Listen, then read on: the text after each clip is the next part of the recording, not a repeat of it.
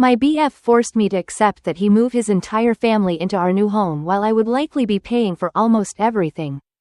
So I abruptly ended our relationship and calling him and his mom losers.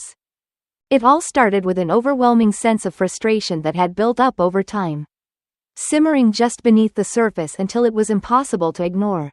I had been in a relationship with Jason for a few years. And for a while, it was okay. At first, I thought we had potential. That maybe I could overlook some of the red flags that popped up along the way. But as time went on, I realized that I couldn't keep pretending everything was fine. It wasn't. I'm 40, and at this stage in my life, I've worked hard for everything I've accomplished. My career wasn't handed to me on a silver platter.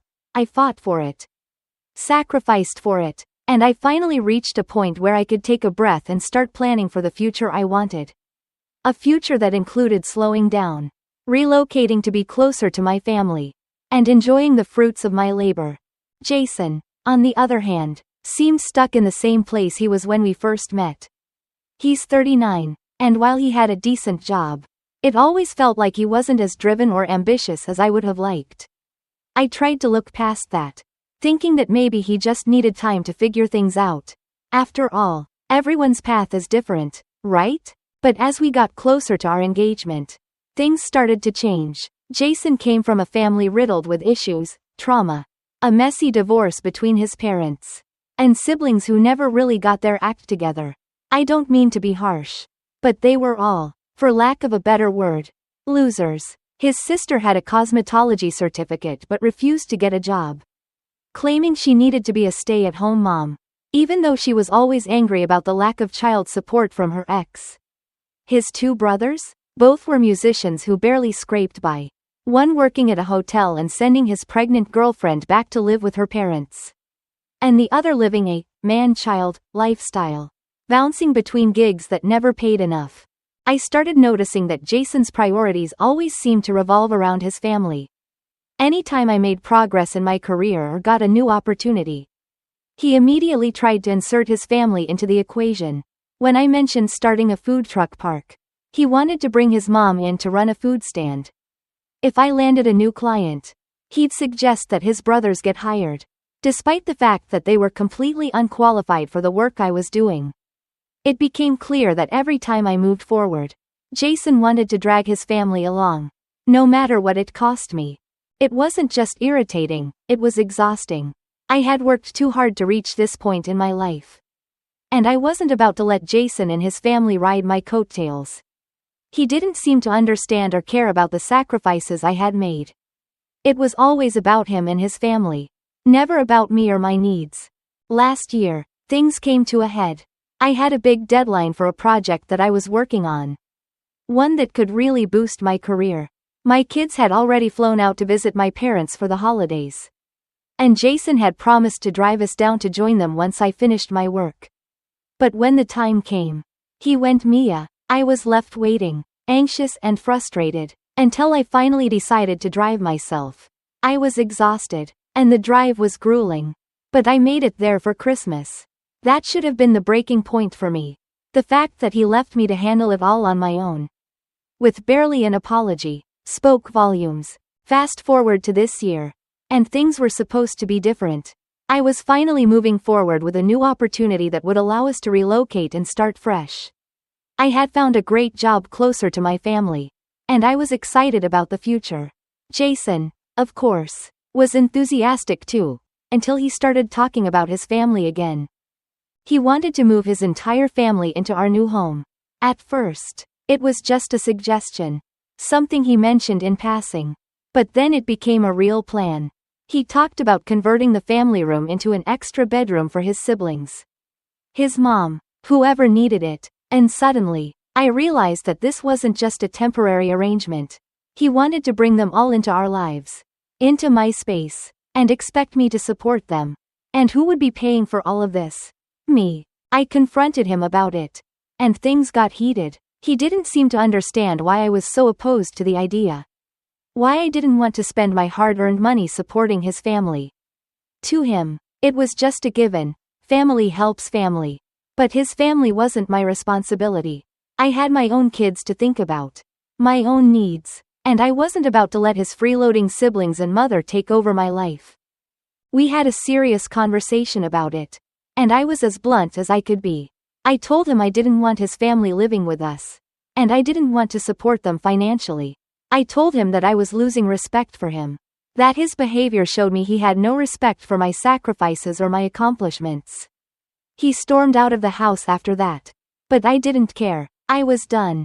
A few days later, he came back with news that he had lost his job, fired for insubordination. According to the memo he showed me, that was the final straw. How could I rely on someone like him? What kind of example would he set for my kids? I couldn't keep doing this. I told him I wanted to break up.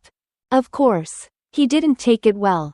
He accused me of being a snob, of thinking I was too good for him now that I was making more money. He said I was taking away all his dreams. That I was the love of his life. But I had ruined everything. It was pathetic, watching him rock back and forth, clutching the steering wheel of his car like a lifeline. I gathered up all of his things and told him to come get them.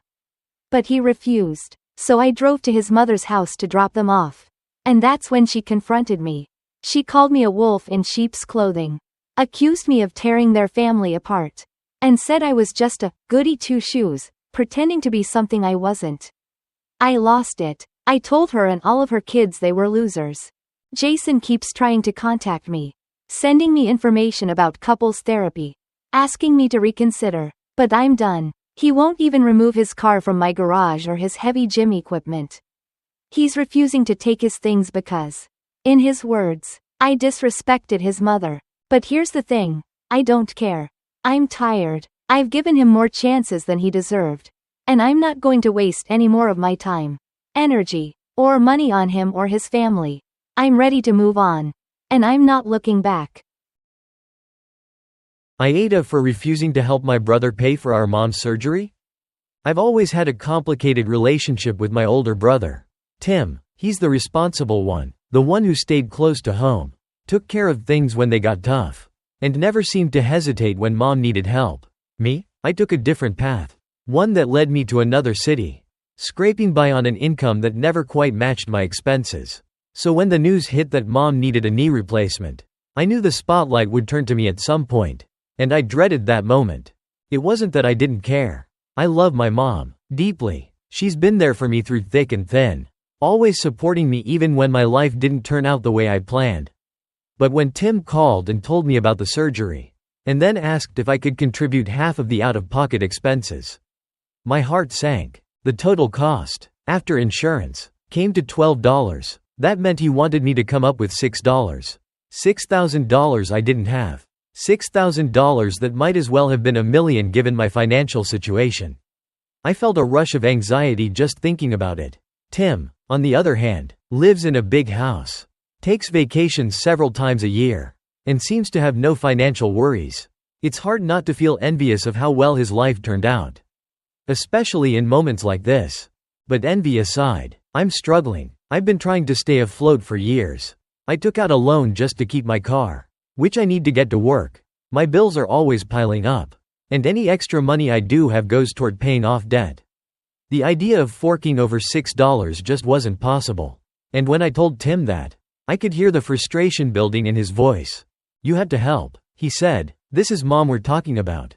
I know it's mom, but I just don't have that kind of money right now, I replied, trying to keep my voice calm, even though I could feel my own frustration bubbling under the surface.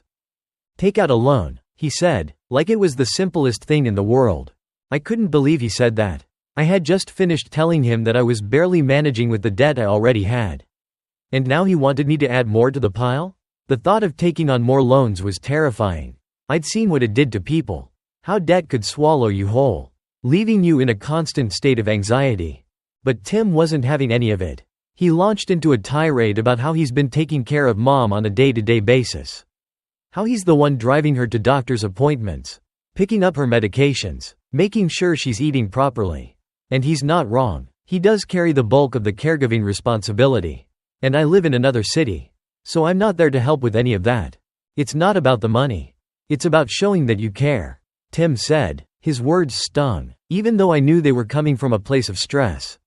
I'm already doing more than my share, And now you're leaving me to foot the bill too? I tried to explain that I cared. That it wasn't about me not wanting to help, but about not being able to. But he just kept coming back to the fact that I should find a way. No matter what it took. Maybe you could contribute more than half? I suggested, knowing full well how that would sound to him. That's when things really went south. Tim exploded. He accused me of trying to take advantage of his success, of always expecting him to handle things when they got tough. He pointed out that while I might not be there physically to take care of Mom, the least I could do was help financially. He said he was tired of shouldering the burden alone, and that this was my time to step up. Our conversation spiraled out of control from there. Neither of us was really listening to the other.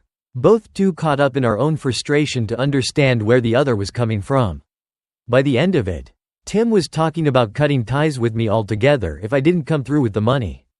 I was stunned. I never expected things to escalate to that point. I never imagined my relationship with Tim, or with my family, could be shattered over something like this. But here we were, on the verge of a complete break. All because I couldn't help pay for Mom's surgery. The guilt was unbearable. Every time I talked to Mom, I felt it gnawing at me. She didn't know about the fight between Tim and me, and I wasn't about to tell her. She already had enough on her plate with her health issues.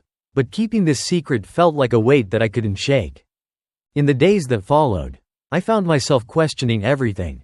Was Tim right? Was I being selfish? Was I failing as a son? As a brother? Should I just suck it up, take out another loan, and deal with the consequences later? After all, it was for Mom, and she's done so much for me over the years. But then I'd think about my own situation, about how one more loan might push me over the edge financially. I've worked hard to stay afloat, and I didn't want to risk everything for something that, while important, could also jeopardize my future. But at the same time, how could I look my brother in the eye and tell him no? How could I live with myself if something happened to Mom and I hadn't done everything I could to help? The more I thought about it, the more conflicted I became. On one hand, I understood Tim's frustration. He's doing the heavy lifting when it comes to taking care of Mom, and he's under a lot of stress. On the other hand, I can't give what I don't have. It's not like I'm sitting on a pile of money and refusing to share. I'm struggling too, just in a different way. Our relationship had always been tense, but this felt like a breaking point. It felt like this one issue was going to rip our family apart. And I didn't know how to fix it. I didn't know if I could fix it. I wanted to help, but I couldn't. And no matter how much I tried to explain that to Tim, he just wouldn't listen. The tension between us continued to build. Tim stopped calling me, and when I tried to reach out, he wouldn't answer. It was clear that he wasn't going to forgive me for this. At least not anytime soon. And now, I was left wondering if I had made the right decision, or if I had just destroyed my relationship with my brother, and possibly my family, forever. It's hard to describe the feeling of being caught between two impossible choices. On one hand, I wanted to help my mom, to be there for her in her time of need. On the other hand, I had to take care of myself, too. But no matter what decision I made, it felt like I was letting someone down, like I was failing someone I cared about. As the weeks went on, the situation remained unresolved. Tim and I still weren't speaking, and I felt more isolated than ever. My guilt grew every day, but so did my determination to stand by my decision. I couldn't help Mom financially, but that didn't mean I didn't care about her. It didn't mean I wasn't still doing everything I could to support her in other ways. I just wish Tim could see that. I wish he could understand that we're all struggling, just in different ways, and that sometimes, it's not about who can contribute the most money, but about doing what you can with what you have. I wish he could understand that I'm not trying to take advantage of him, or make his life harder, but that I'm just trying to survive, too. In the end, I don't know if Tim and I will ever fully repair our relationship. I don't know if he'll ever forgive me for not being able to help with Mom's surgery. But I do know that I made the best decision I could, given the circumstances, and while it might not be the decision Tim wanted, it was the only one I could make. So, AITA for refusing to help pay for my mom's surgery when my brother is already doing so much? Maybe, but sometimes, life doesn't give you easy answers. Sometimes, you just have to make the tough calls and hope that, in the end, everyone will understand why you did what you did.